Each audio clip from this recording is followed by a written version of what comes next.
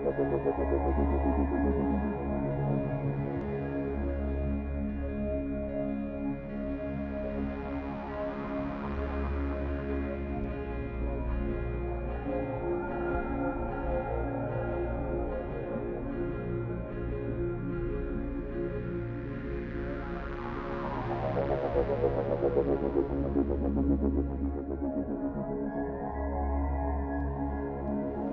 story I'm going to tell you about tonight, I think, is the most important story in the world, or one of the most important stories in the world going on right now that almost nobody knows about. So you are going to leave here tonight knowing this information, which is amazing stuff, as you will see as it unfolds. So sit back, enjoy, and we'll get started now in a very unlikely place. And that is, as you just saw, Mexico. It starts at about 1930. Around 1930, a Mexican-American family, they had left a village about 100 miles southwest of Chihuahua, about right here near what's called the Copper Canyon area of Mexico, which is like the Grand Canyon of the United States. I know you all have an image of that in your mind. And they had moved up to El Paso, Texas, which sits right here opposite the border from Ciudad Juarez. And in El Paso, Texas, they formed a life. They had children. They became citizens, and they were then able to go back and forth across the border in 1930 without a problem. So they took their kids down to the village for the first time, and one of their children was a teenage girl, 13, 14, 15 years old. She couldn't remember later in life exactly how old she was or the exact year, but in the range of 1930. When the family got there to the village and they were introduced and being shown around and told, they instructed on how to deal with down there, they were told not to go in any of the caves or mine tunnels that were near the area, near the village, because that was dangerous and it was taboo and forbidden, and just don't do it. And being a good red-blooded American teenager, the first opportunity she got, she snuck off with a basket saying she was going to pick berries and fruits, and she wanted to do some exploring. She went way away from the village, just looking around, and found a mine tunnel. And in that mine tunnel, she found, it was in an area like this. I'm sorry, I should have said, this is the kind of area that we're talking about. And she found a mine tunnel like this. Now, this is one that people are living in, but I have it here because I can't find one that looks like it should accept this. Just imagine all this gone, and she finds a place like this, and she goes in exploring. Remember, the difference in a mine tunnel is that it's relatively straight, caves all over the place. So she knew the difference. She knew what she was in. And so as she walked in, she found about, I guess, 50 or so feet in, where she could still see, she found a skeleton, a human skeleton lying on its back. Now, she was from El Paso, Texas, a very dry area where when animals die, their bones don't necessarily break down. They just bleach white, and you see a lot of, she had seen a lot of skeletons, wasn't intimidated, and in her biology classes in high school, junior high, whatever she was, junior high, they used to have or still do, I think, skeleton on a pole. Maybe some of you guys have that. But she wasn't completely freaked out or anything like that. She walked up close to see it, knew what it was, and then she saw, amazingly enough, that there was a pile of dirt beside it, which looked a lot like a grave. And extending out of that grave was a hand, what she called a skeletal, misshapen hand. And that hand, if you can believe I found a picture to represent it, was wrapped around, out of the dirt, wrapped around the upper arm bone of the human lying on its back. Well, without question, she was looking at a scene, although she didn't know it, but she was looking at a scene in which somebody in the grave had died. The person lying beside it had buried that individual, had left the hand to stick out of the dirt, and then had laid down and wrapped it around her own arm and killed herself, committed suicide. It's a very dramatic, very romantic, whatever you want to call it, but it's an interesting scenario that she found. And as she looked at it, she noticed that the dirt didn't look compacted. It looked very fresh, very clumped up, which it would be in a mine tunnel. No rain to compact the soil, nothing. So maybe I can scrape that open, she said. So she did with her hands, just her bare hands, and sure enough, it revealed a whole skeleton, which she called misshapen. So we've got a misshapen hand, misshapen skeleton. And she decided to take them both. Why not? Maybe she could donate them to her school. It would be cool. What a neat thing to do. And so that's what she did. She piled the bones into that big basket, but without a plan for really how to sneak them all back to the States without anybody knowing in her family, because she had been forbidden to do what she had done. So she didn't know how to handle it, and she thought, I need to buy some time. I need to buy some time. So she was walking back to the village. She saw a ravine like this, and she noticed that, there was a tree, and up under it was an opening carved out where the roots were, but it was open up under the tree roots. Perfect hiding place. She jammed the bones all up in there with the plan of figuring it out in a few days, and then coming back and executing whatever plan she could come up with. So that night, a torrential rain came and lasted for 2 days. Probably a hurricane passing over that part of Mexico. And so as she was able to go out on the third day to go look at her hiding place, she got there and she found why it was a ravine and why the roots had been carved out. The water had filled up, as it does in those flash flood gullies, and washed all bones away, just gone, poof, gone, all. And it was like, oh, what a disaster. So she went walking down to see if anything, she might find something down the way, and sure enough, in some bushes she found the 2 skulls, minus the jawbones, of course, because your jawbone is not attached to your skull. But they had suffered some damage in the tumble. The clearly human one had lost its left zygomatic arch, and the misshapen one had lost the lower part of its face, both of its zygomatic arches, much of its nose, but separated from it was its upper right maxilla, this part right in here, under here. So she had the 2 craniums, the upper maxilla. She was happy to have them. She took those, stopped looking right there, and that was it. She knew she could sneak those in, and she did. When she did that, she took them back to the States, got them in, no problem, hid them. When she grew up enough, she just owned that she had them. They were souvenirs. In her mind, she had collected 2 souvenirs, one of which was a normal human skull, and the other one she assumed was a deformed human because it looked human-like. And she kept them in that box in her garage for the whole of her life until the early 90s, some 60 years later, when she found out that she was terminal and was going to die. And by then she had married a man who was a U.S. Customs Service agent. And he was never really that comfortable with the 2 skulls in the box in the garage. And she knew that. So as she knew she was dying, as you would do a beloved pet or something like that, she tried to find a good home for him. So she asked a couple of friends of hers if they would keep them for her, and they agreed to do that. What are you going to say to a dying person? But he, the male of that couple, was an FBI agent. And he wasn't that excited about them either.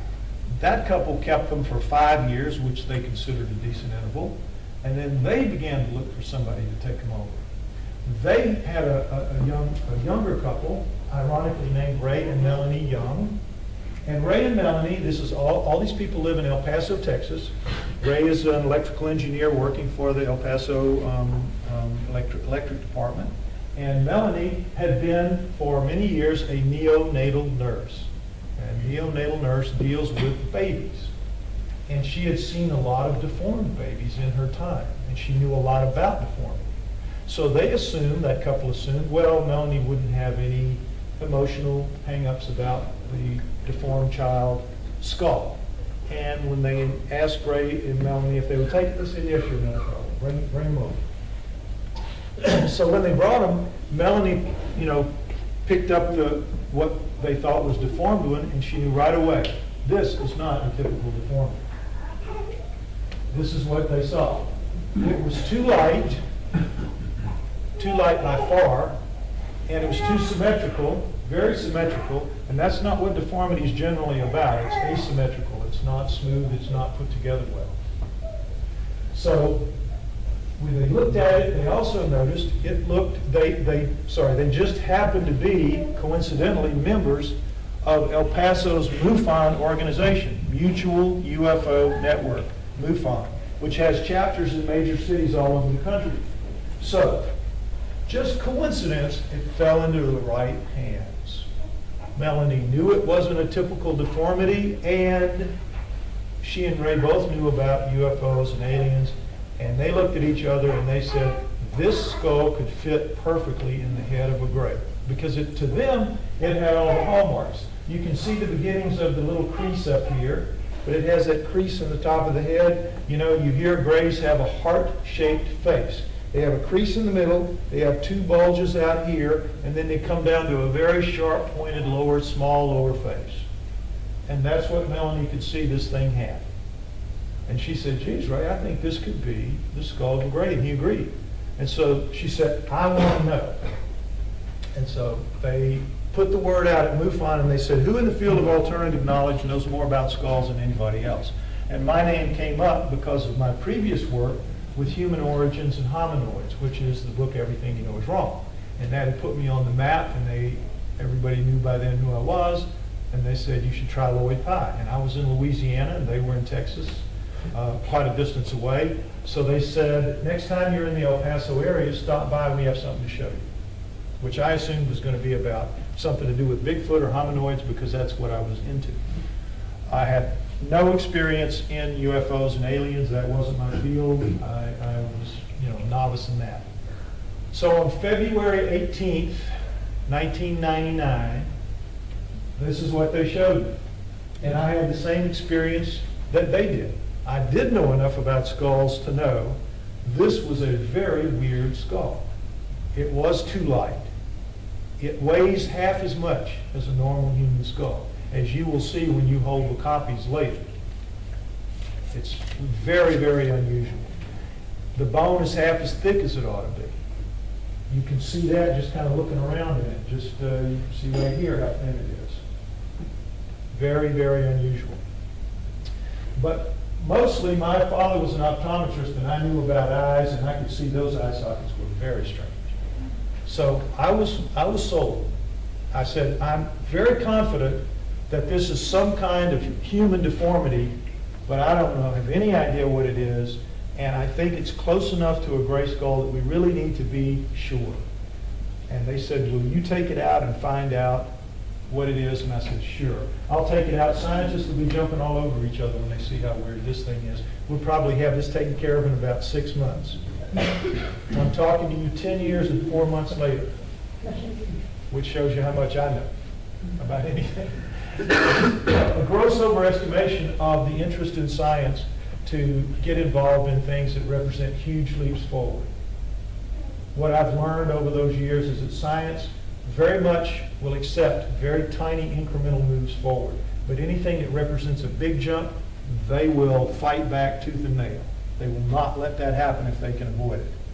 None of them want big jumps on their watch. They don't care if it's after they retire, but they don't want it happening while they're in charge, because it makes them all look bad. So I was in for a dogfight that I didn't know was coming, because again, I didn't really know that field. All right, this shows the maxilla in place, so you get an idea of the nasal passage, the two teeth that were visible in, and where it would have fit in the nose and all that. And this staining, by the way, is just staining from the dirt that it was buried in. Just coincidental. All right, so I took it from El Paso and I started taking it to experts with the idea that I was going to have no trouble getting them excited about it. And probably 1 in 10 would tell me anything at all. Most of them that I would take it to would say, it's cradle boarded hydrocephaly, get that thing out of here. It's just simple, forget about it, routine, we see these all the time, no big deal. Blatantly lying, just trying to get rid of me. So it was a real problem at first. Now we'll talk about cradle boarding and hydrocephaly, but even so, I did learn. that I did get experts to share with me their knowledge, and now I'm going to share with you the physiological differences that they began to point out to me, the physiological aspects of it that I didn't really know and understand. The first is just the standard front view that you saw a minute ago, but let's look at the zygomatic arches, the cheekbones, and see how it works in a human. The bone wraps around, as you see, the cheekbone through here, so that it folds in. If you were to rip it out, you'd be missing this part right here. See that design? But if you see in the Starchild, it's a different design. They both broke off very clean. So right away, you've got something significantly different in the way the Starchild's eye sockets are built. Also, human eye sockets are really deep. They go that far, fully 2 inches. My finger would go in your eye sockets if they weren't there, that deep. And at the very back would be your optic nerve and your optic foramens, which are the openings where the nerve and vessels come in to control the movement of your eye. Okay? You see in the Starchild, it's very, very shallow, not even to one joint, not even an inch. And the foramens have been moved down here to the front and out. So if it has eyes at all, they're centered down here rather than up here. A very different eye. And the eye is very shallow, so if it had eyeballs the size of ours, they're sticking off like a frog eye. And that's not a good design for a little kid. Any of you know kids? You know, they're coming out at age 3 or 4 when they're playing with their friends. They're not keeping those eyes.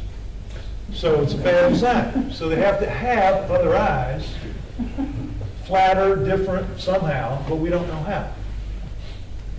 You can feel right in here in the skull copy that you'll feel how round it is and how sharp that is. It's a different design. We're starting to stack up differences that I want you to listen to, because all of these are genetic differences. These are different genetic instructions creating this. But somehow everything is folding in right to make a functioning human. Normally, human beings born with one deformity, not a problem, they're in good shape. Born with 2, they're in a problem, they got a little problem.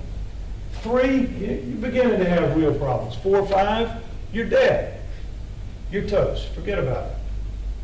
This thing is nothing but deformities, but they're all wrapped in and somehow they function. It's very, very different. This is a close-up of the eye sockets. When you look at the eye sockets of the Starchild, when we have it back there, you will not be able to see any shift at all in the terrain of the bone. You will not be able to see it. Your eyes will not pick it up. But if you put your finger right here and drag it through here, you can see the spots, people that did it. Right here to right here, there's a hump right in here. Right here to right here, there's a hump right in here. They're absolutely equal. They're so subtle you can't see them, and they're there. They are perfectly, perfectly, perfectly symmetrical, these eye sockets. That is not, I assure you, that is not deformity. That is genes telling it to grow completely different than human beings. Okay, this is a profile shot. I'm going to talk about this a little bit because it's important. You see all the different parts of the skull, the parietals, the temples, the frontal bone. Anyway, what I want to point out is that the human, for whatever else she had going for her, and we know that it's a female, later tested, so I'm just going to call it her from now on. We know that she had suffered a concussion at some point in her life, and a pretty serious one, and had recovered from it. For what that might be worth. No concussions in the Starchild at all, very healthy. This is called the pterygoid plate, and this is important to know. People look at this on the Starchild and the Starchild copy, and they say, what's that funny bone sticking out? It's called a pterygoid plate. What does it do? It's a bracing bone. You see how this one here braces the maxilla up, you know? It is strictly designed to do one thing. When you take a real sharp shot in the grill like that, you don't want this part of your face caving in and crashing into your neck and killing you. It just holds your mouth out so that you can take hard shots in the face and not die from it. That's what the pterygoid plate does. But look how small it is relative to the human. It's half or less, meaning it's got a much smaller lower face, and there's many signs of how small the lower face of this skull is. You see the ear hole, the mastoid, the bone back behind your ear, just sort of getting the landscape here. Notice the nose. All humans have a brow ridge, and then they have a dip down in the beginning of their nose. We all do, even if we have noses the size of mine. Okay? We are all going to have that. Notice the Starchild. No brow ridges, and its nose goes straight down. A completely different design in here as well. Even something as simple as that, different. You can't find a corollary that's exactly the same in the Starchild and a human.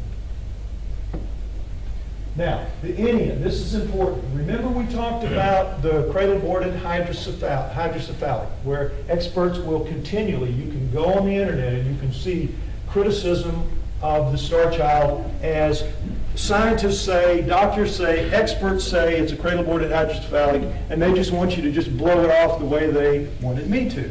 Yet, a moron can see that it's neither cradle-boarded nor hydrocephalic, and I will explain why. This skull truly is cradle-boarded. It was very common in primitive societies a long time ago, and is common to this day in some primitive societies. Now, what is it? First, you need to know that the skulls have been carbon dated to 900 years ago. So they died together 900 years ago. They were carbon dated independently, different labs, different years.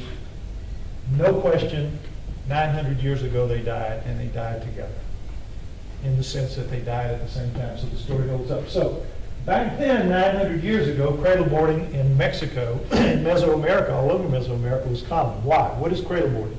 Cradle boarding is the need for mothers in primitive societies to carry their babies on their backs to go back to work as soon after birth as possible. And when you do that, your baby its neck is not going to hold up. Its head is the biggest part of its body, almost, and its neck is very weak. And so if the woman does a lot of like this, the baby's head's going to do like this. Can't have that. So they strap it onto a board. They swaddle it, and they tie its head down so its head can't move.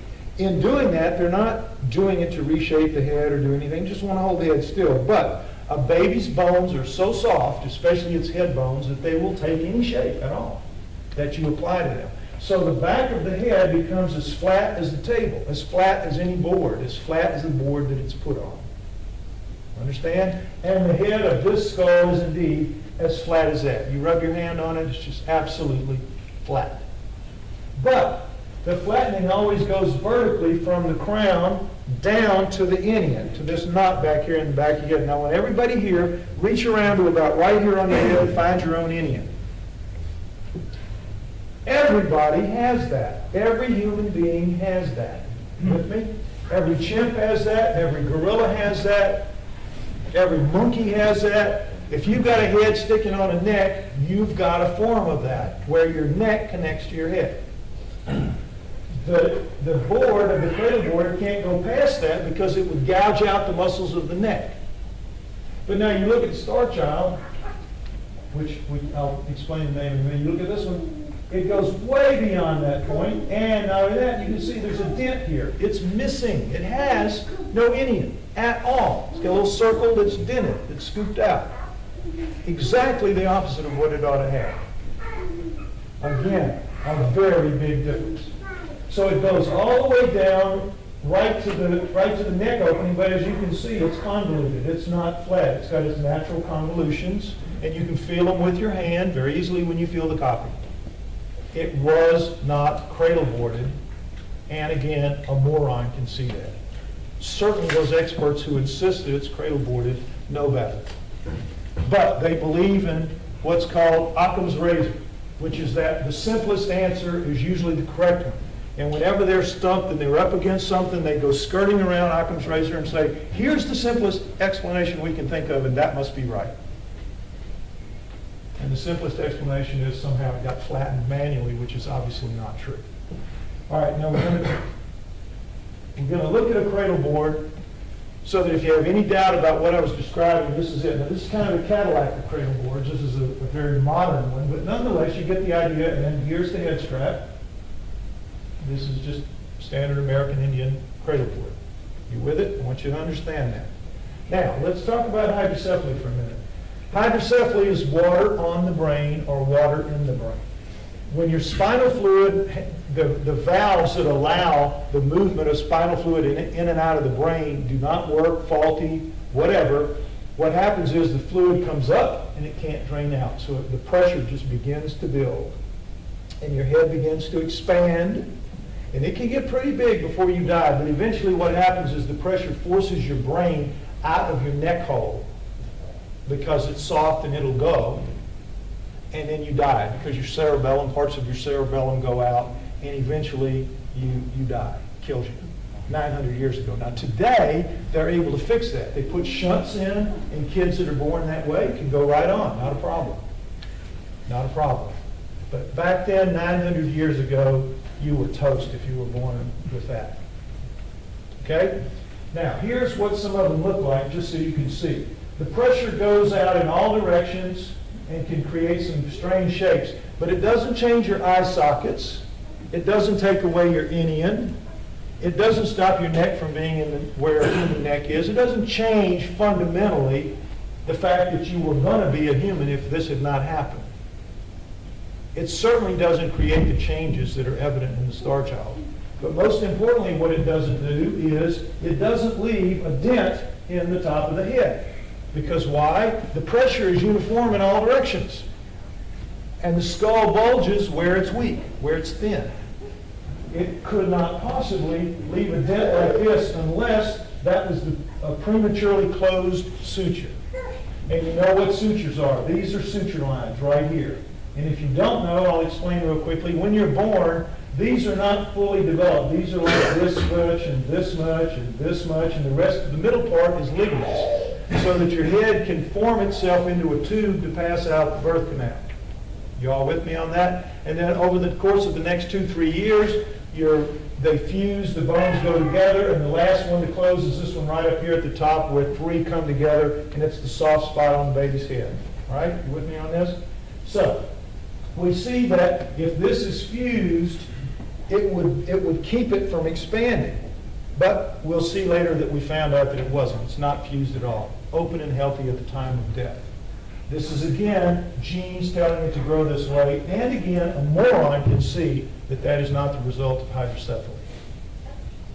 It's just cowards trying to get out of dealing with something that scares the heck out of them. Really about it. Okay? So, what I want you to see here, too, is a couple of things. You see, people look at these and they say, well, what are these? What are these?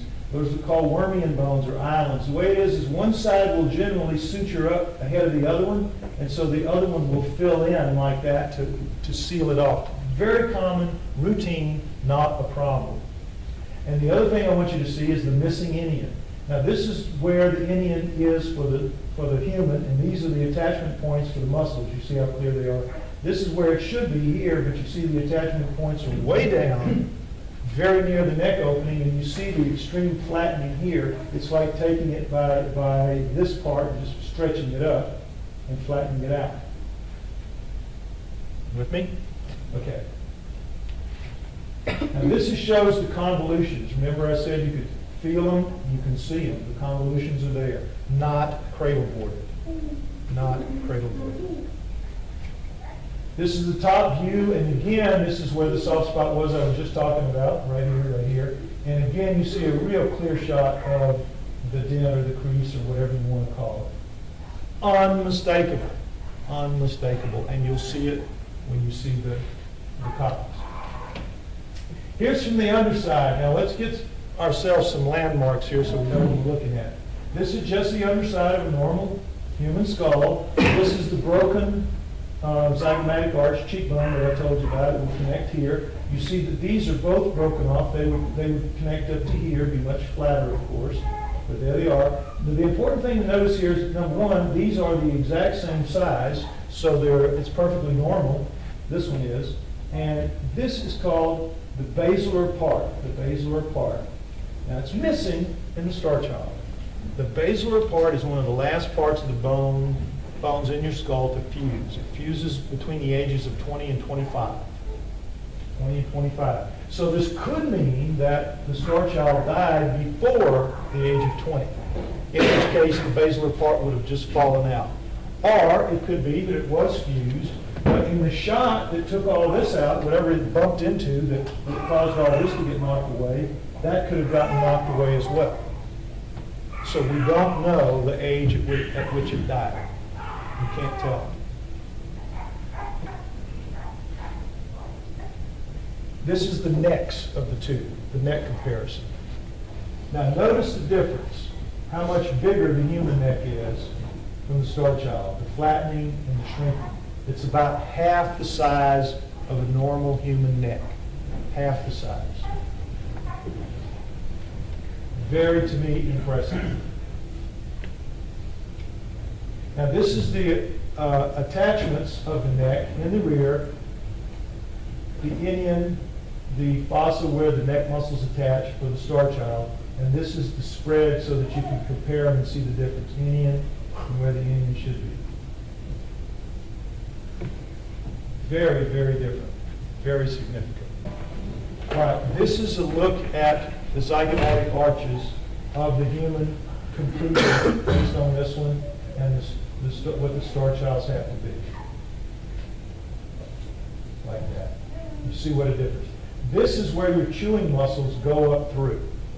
You could put I could put my 2 fingers up through that, and they'll fit, 2 fingers. You could probably get a couple of drinking straws through here, good-sized drinking straws. So obviously you're looking again at evidence of a much smaller lower face, much smaller lower face. Now the balance points, very interesting. When you're looking at the two, they have different balance points completely. A human balance point is a little bit back of center by about 1 inch to 1.5 inches from the exact center point under the skull. Why?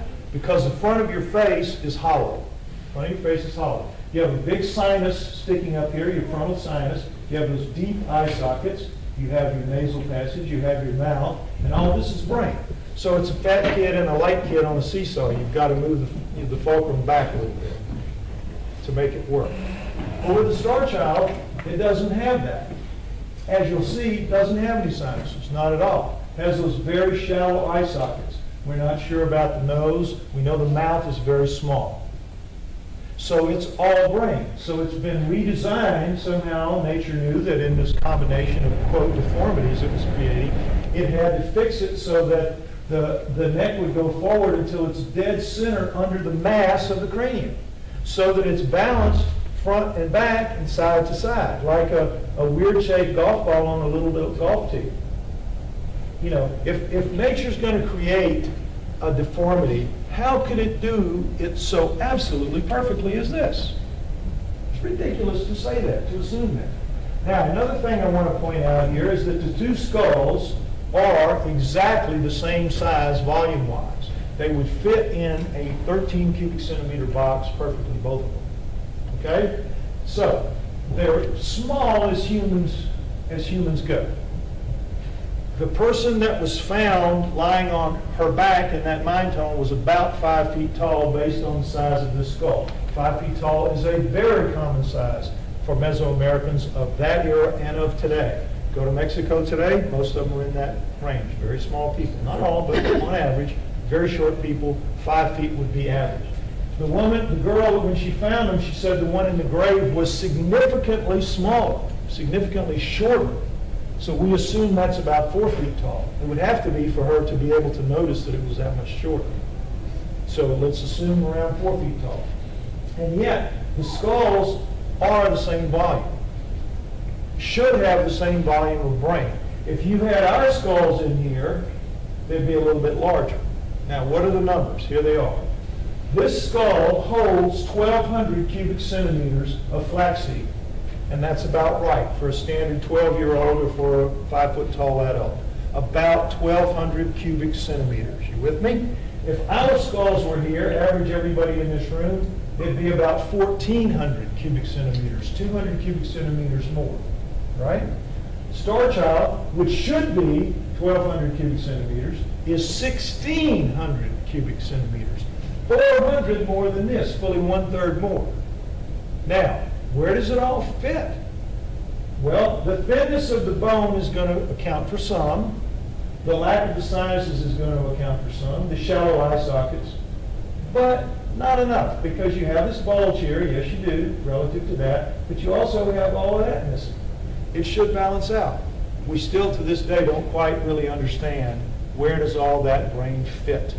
A lot of extra brain. Not only is a lot of extra brain, it may be different kind of brain. Let me tell you why. This here is the cerebellum of any standard human. It is the most important part of your brain. 80% of the neurons are in it, but it's only like 10% of your brain. Yet 80% of your neurons are there. What are your neurons? 1 million of your neurons make up your optic nerve. This is everything that you are, everything that you do when you're not thinking about it. This is what you think with, this is what you live with, this is your software. This is what makes you breathe, what makes your heart beat, what makes your blood do, what makes your everything go, the instructions come out of here. We are complicated. Complicated. This is it. You let anything happen to squeeze that out the hole, which is what happens with hydrocephaly, you are dead, remember? You got to take care of this thing if you take care of anything. And so it's cupped in this rear part of your head, and it's got all this muscle back here protecting it on top of that. Brain, remember that muscle is going from here and wrapping around. It is well protected because it has to be. And then on the inside, you have these flanges of bone, these flares of bone on the inside that support it. Why? Because it's got 20 pounds of brain matter sitting on it for the course of your life. It's got to hold up. It's got to see you into old age.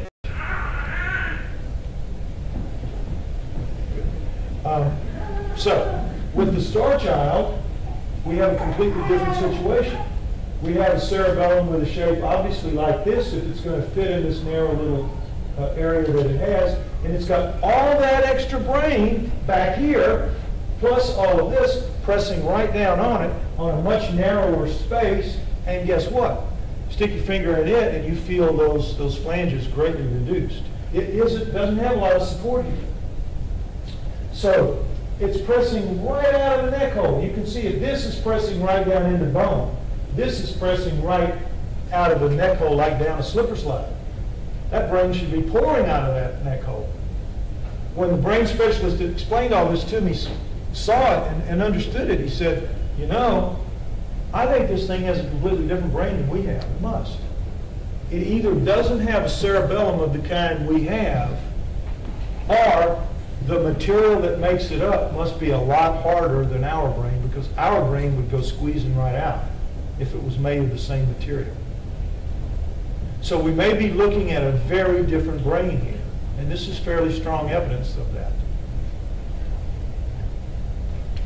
This is the chewing muscles. Remember I told you that they come up through the zygomatic arch and spread out. You can see the line. On the real ones it's very clear. You can see the line here. See how much reduced it is? Again, very small lower face. Very small lower face. This is the surface of the bump. Now you see these little dimples here? These are very common, very routine.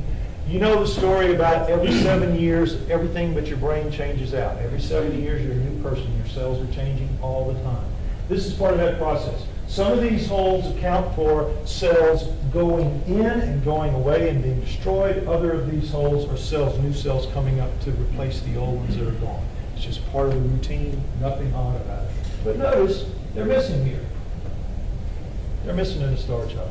Now again, if you're going to be a deformity, why take that out? Are you beginning to see how deformity doesn't really stack up here? Obviously you are. This is incredible stuff. Now, the right maxilla fragment. This is a close-up of it. Don't worry about the purple stuff. It was stuff that we jammed in it when we were making a mold of it. But this is what it looked like. And as you see, look how small. 1 inch. There may have been more here. Looks like there was. So it would have been a little more than 1 inch. But the roof is flat. The roof is just flat instead of arched. So what does that indicate? A small tongue, or maybe no tongue. Or maybe no tongue. Now, look at where we are here relative to this. We've got a very big brain, and we've got no sinuses. Do you know what your sinuses are good for? Besides giving you a lot of problems when you get sick? You would think, as I thought, that they have some function with cleaning your, cleaning the air when you breathe, or warming it, or doing something. But you know what they really do, what your sinuses do? They allow your voice to resonate. They allow you to talk the way I'm talking to you. Because if I didn't have any sinuses, my voice would sound like this. I would sound more like a robot in the way I talk. I know. Isn't that weird? So, you've got this massive brain. You've got no sinuses. You've got a very thin neck. And you've got a small or maybe no tongue. What is this beginning to indicate? Maybe it doesn't talk. Maybe it communicates telepathically. No evidence for that, but it's an interesting combination of disorders, isn't it? Because everybody says that grays communicate with them telepathically. Interesting, isn't it? Okay, so in looking at this, not only did we get advice from people, this is all the physiology, we did testing. At the same time, we were doing tests. And one of the first tests we did was an x-ray exam of the skull to see, what it was all about.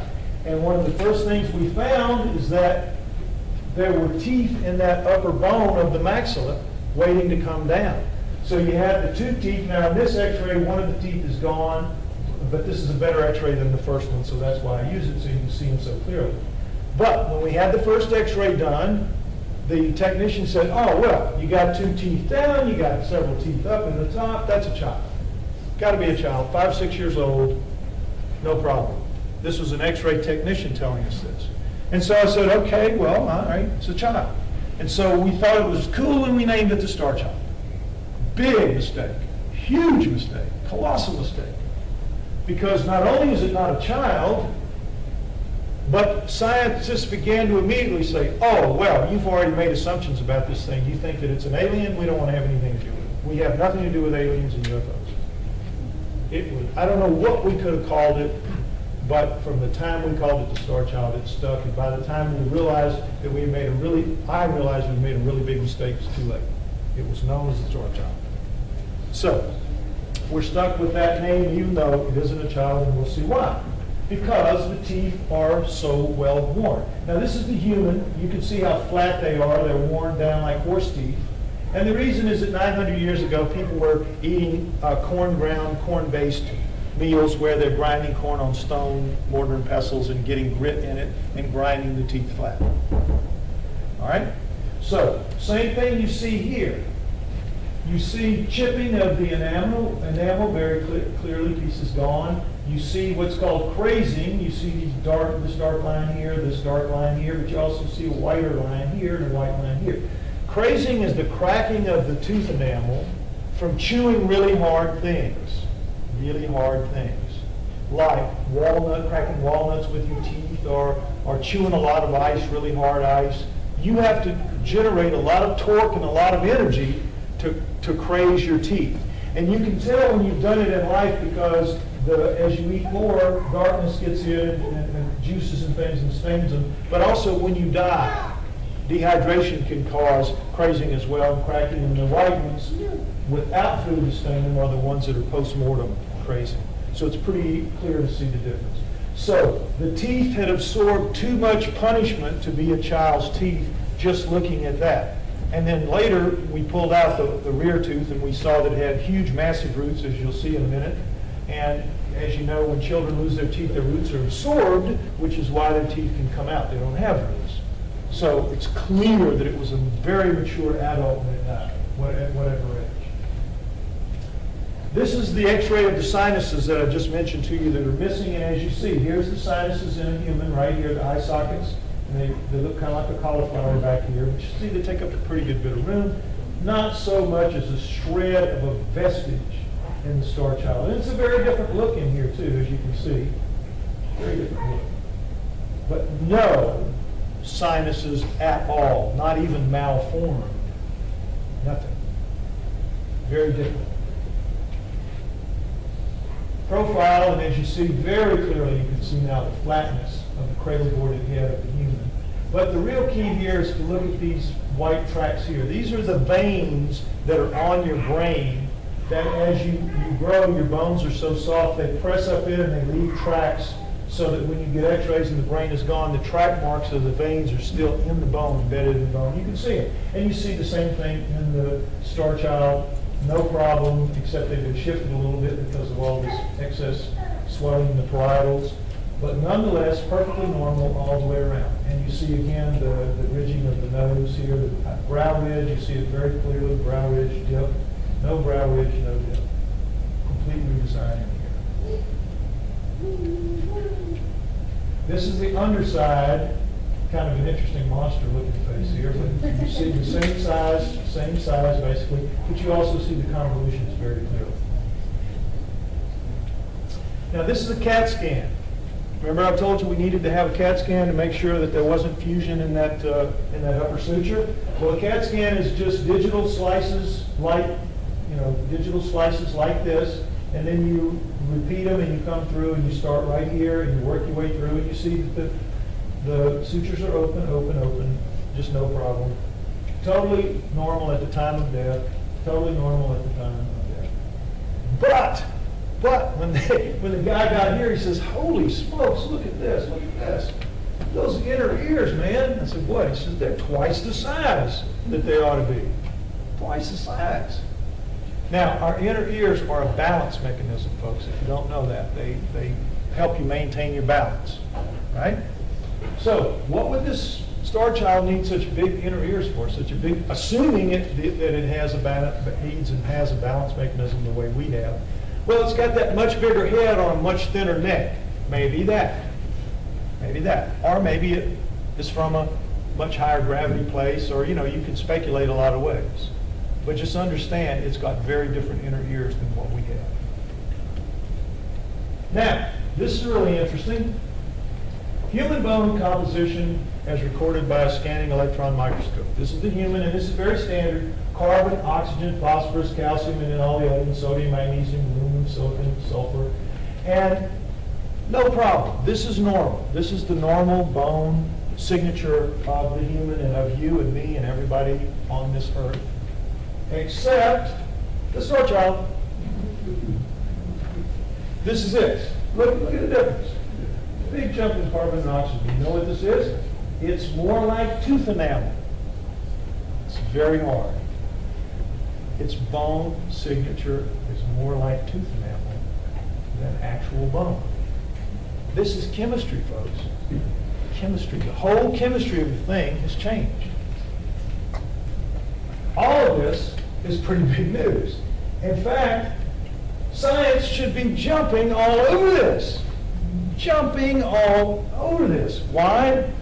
Because all of those big chemical companies out there and those genetic companies out there could make billions if they could figure out what made the Starchild do this, and you could come up with a pill or a shot or something to add durability to human bones. I'm the leading edge of the baby boom. My generation that's coming and everything behind me, we could use something like this in a big way. In a big way. Imagine the money to be made here. Now, is anybody that in this business interested in this? No, they're not.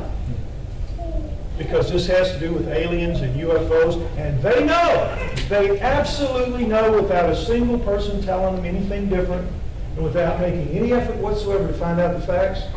They know that if this was true, if everything I was saying here to you today was true, they'd already know about it.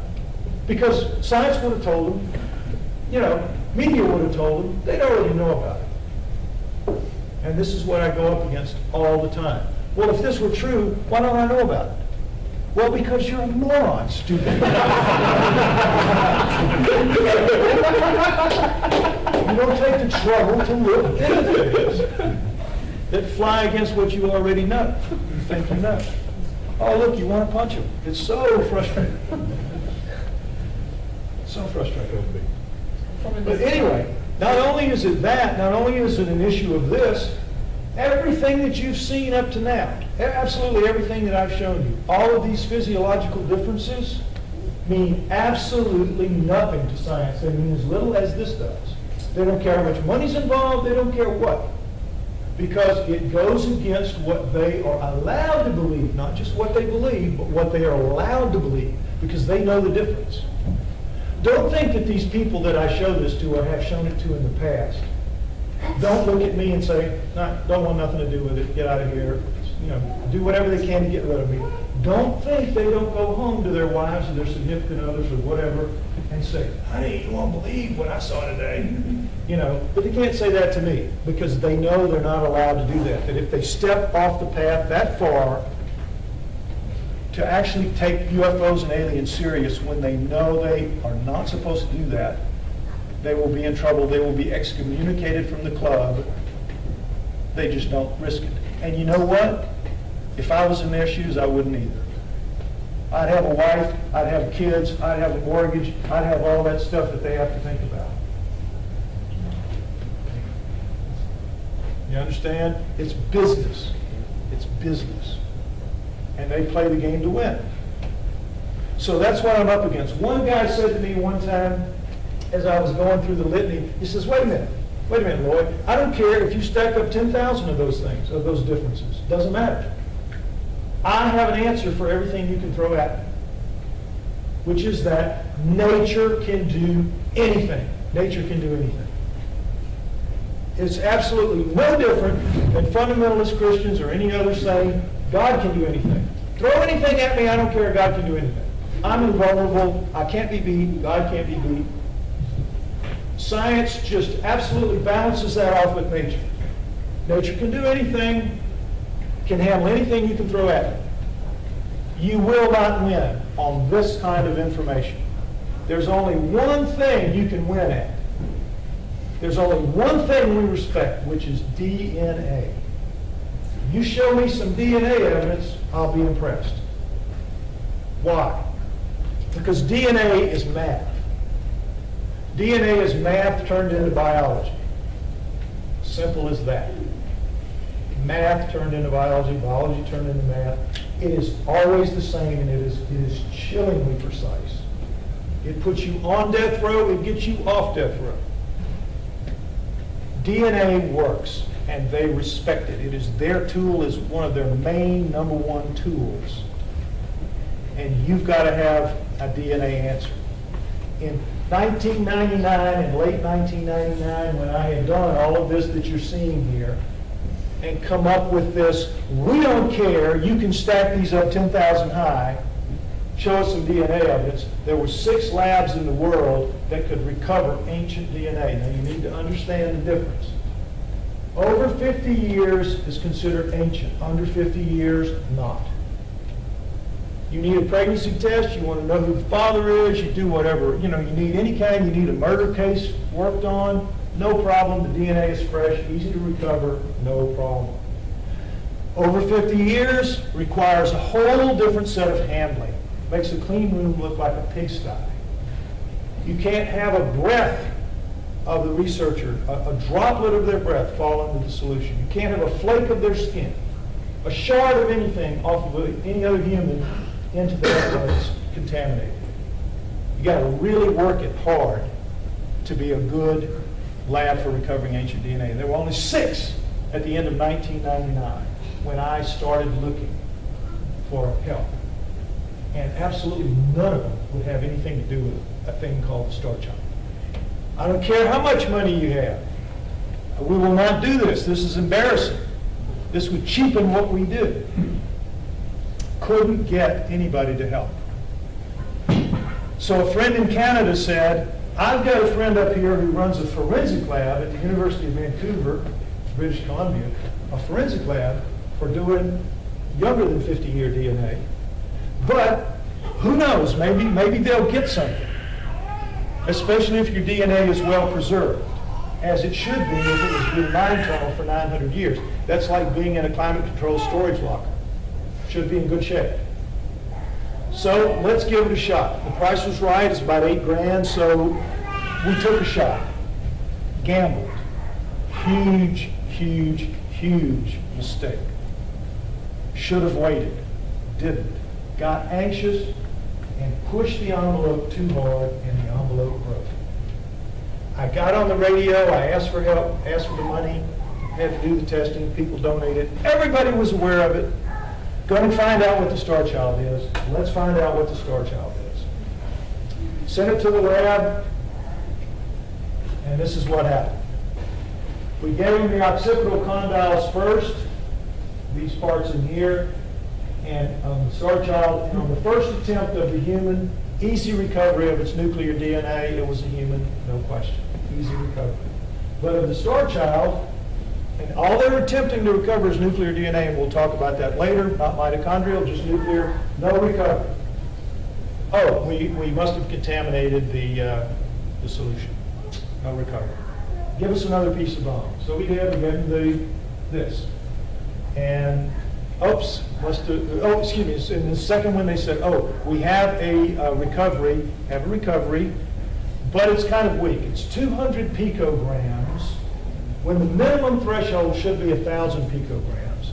But those 200 picograms are so clear, we are confident, we're absolutely sure it is an XY, it is a male, it is a human, pack up and go home. Now remember, we paid for this one.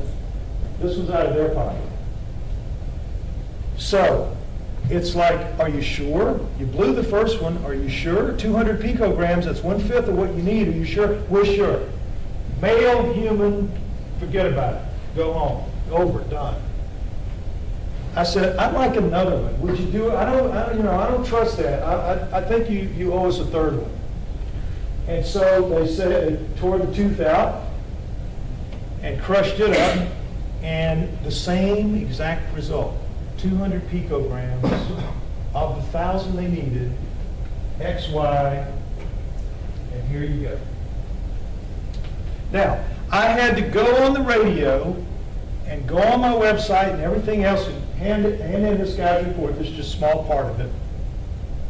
Saying the Starchild was human, forget about it. And you know what? People were glad. Even in the field of alternative knowledge, people like you were glad to have it over with. Because when you come right down to it, the idea that this thing could really be human was very scary for a lot of people. And so I was done for at the end of '99. And from February to November, when this came in and I had to announce it at the end of '99, I was done for. We have a term in the deep south where I'm from. I was a blowed up peckerwood. I was a blowed up peckerwood. Couldn't do anything, couldn't get anybody to listen. Couldn't get anybody to take it serious. When I kept saying, I think they made a mistake, I think there's something wrong here, I had a bad feeling, I had a bad vibe. Didn't matter. Didn't matter. So for the next 3 years, all of 2000, all of 2001, all of 2002, I flogged this thing as best I could. I could hardly get people to listen to me. They wouldn't invite me to major conferences anymore. They wouldn't let me go on the radio to talk about it. That's old news. That's been done. Nobody's interested. Starchild's dead. $50,000 on my credit cards and I'm ready to go bankrupt at the end of 2002. And so I put the word out. I tell my girlfriend at the time, I'm done, I can't go anymore, this is over, I can't go anymore. I have to go back to who I was. I have to go back to hominoids and human origins, because that's the only way people will listen to me if I quit talking about the Starchild. And so I sent out a letter at the end of the year saying that at the first of the year, at the first of 2003, I am quitting. I am giving up. I'm handing the Starchild back to its owners. They can do with it what they want. But everybody wants to believe that it's a human. Go ahead and believe that. I'm done. I was a blowed up peckerwood. And then, a miracle occurred. Now, we're going to take a break. Find